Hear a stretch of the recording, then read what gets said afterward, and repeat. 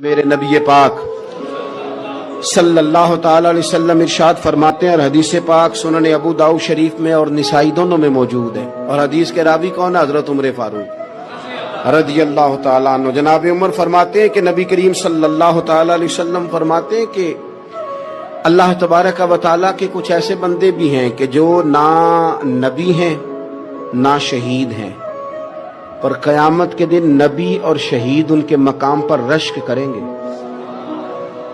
اللہ تعالیٰ انہیں قیامت کے دن نور کے ممبروں پہ بٹھائے گا۔